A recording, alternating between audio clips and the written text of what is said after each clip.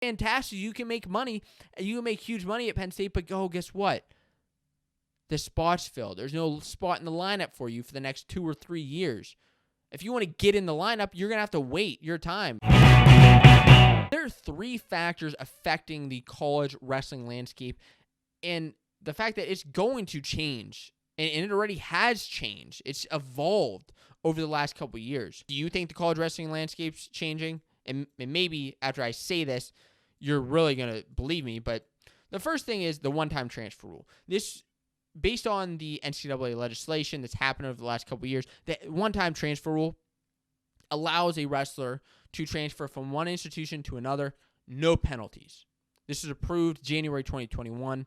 And I think it's great because it just allows these wrestlers to move freely without having to sit out a year. You saw this happen with the crazy Brent Metcalf situation whenever Brands went from Virginia Tech to Iowa and he had to sit out a year, and he could have been that 4-time All-American, 4-time champ, but he had to sit out because he transferred. And that was like, I get some instances, but that was just crazy. Even this past year, Andrew Morgan should have been allowed back on the map, but because he transferred from Cal Poly to Campbell, he lost a year of his eligibility. And it's even crazier when you see everything going on now where these guys are getting so many extra years. You're going to see 5-time All-Americans and potentially 5-time national champions, but these guys, because of a transfer rule, weren't able to get that. So that's the first thing affecting the changing landscape. The second thing is the extra year of eligibility. And I already said that. Like, I already mentioned the year of eligibility. But in October of 2020, the NCAA granted athletes an extra year of eligibility. So last year is basically like non-existent for your eligibility. You get 4 years to wrestle. Freshman, sophomore, junior, senior. Now, it doesn't always work out like that. You get super seniors. You get guys like Michael Kemmer, who's a 7th year. Stefan Micic, who's in his 8th year of college wrestling. But basically, it was a free year for college wrestling. And you're going to see that, like I said, the 5-time All-Americans, Ironman, Amin.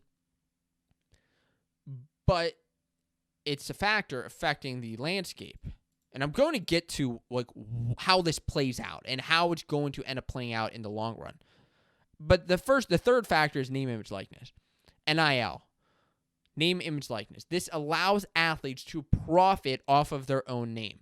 What does that mean? They couldn't profit before? No. You see jersey sales, like looking at college football, jersey sales in downtown, like State College or downtown Iowa, wherever, and there were jerseys with players' numbers on them, but not their name. And even if they were being sold with their number, even though the reason that the number is being sold is because that football player is, or that quarterback, whatever it is driving those sales, they were not getting any money from that. That's changed this year, and they are now allowed to make money. You see Spencer Lee, Gable Steveson, AJ Ferrari chasing that in and just bringing in the cash big time. Gable reportedly has one of the biggest deals in all of the NCAA. It's reported and rumored to maybe be like over $1 million deal with the WWE, which is huge. So, like 3 factors affecting the college wrestling landscape: the transfer rule, the eligibility decision, and the name, image, likeness. So how does this play out? This plays out in a few different ways, and it's already changing college wrestling, and it will continue to change. When a wrestler, a recruit, a high school recruit, looks to pick a school, he's going to be thinking about, or she, where can I make the most money while also winning an NCAA title? Now, maybe to some of the older fellows or people who are just so in tune with their craft, it just seems crazy. Like, I don't care about the money. Like, just focus on where you're going to be the best wrestler. But look at this. It's an influencer generation. What's an influencer? An influencer is somebody on social media who's making money based off of their own brand. Gable's an influencer now. AJ Ferrari, Roman Bravo Young, they're technically like seen as influencers. That's just what it is. And they're making money based off of their craft because they're so good at their craft. So you're going to see big recruits wonder where they're going to make the most money. with name, image, likeness. Okay, you're thinking Oklahoma State, Iowa, Penn State, Ohio State, the big schools. Yeah, it makes sense, right?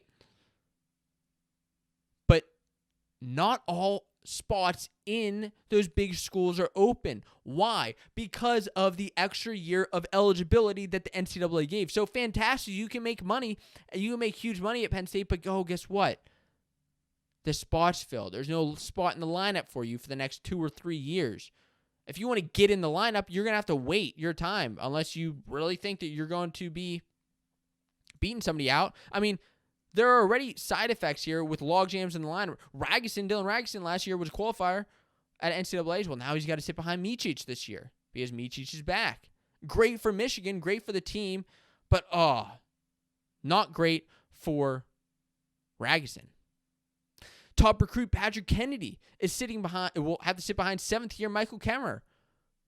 And it's awesome for Iowa fans for Kemmerer to be back, but Patrick Kennedy is going to be sitting behind him. And with that, you're going to see these guys, just because they're not getting mat time, they're going to start looking at other schools. They're going to start transferring. It's already happening. It's already happening with these transfers.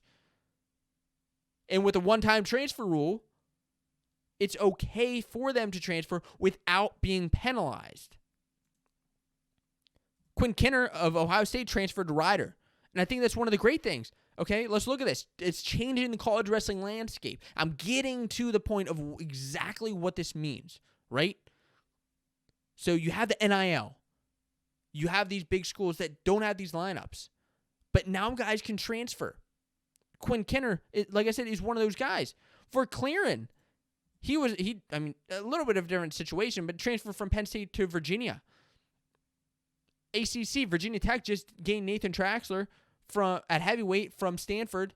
The Pac-12 is gaining talent in Evan Wick, Gary Traub, Kyle Parker, who are all transferring to Pac-12 schools.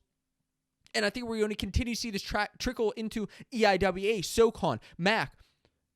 The big schools, yeah, you're going to continue to see them doing well, but a lot of that talent now, instead of these guys sitting behind and maybe not making a roster until their senior year, maybe you're going to start seeing these smaller schools start to get a lot more attention and a lot more of these big recruits, especially if these schools and these wrestlers can find a way to capitalize on their name, image, and likeness and can start making money and don't have to rely on the big schools for these huge scholarships. It's absolutely possible that the college wrestling landscape could change, and it is already changing. So what are you going to see?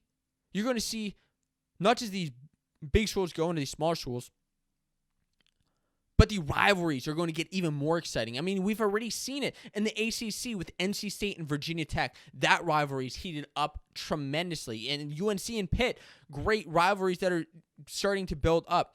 In the Big 12, Oklahoma State and Mizzou, they were just added. Pac-12, things are heating up between Arizona State, Oregon State, Stanford.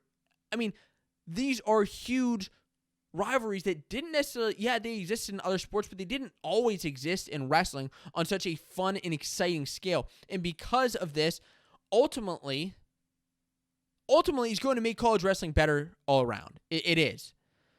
Still stacked teams. You're still going to have those stacked teams with Penn State, Oklahoma State, and Iowa, but now you're going to potentially add some more exciting All-American title threats from these smaller schools.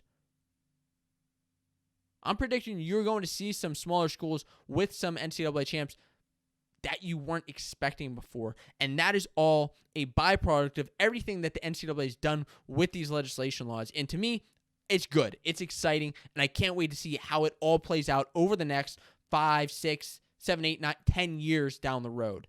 It's going to be a lot different. If you like this clip and are looking for more wrestling news and discussion, I recommend that you check out the full Fanco Wrestling Show podcast, which is live on this YouTube channel every single week.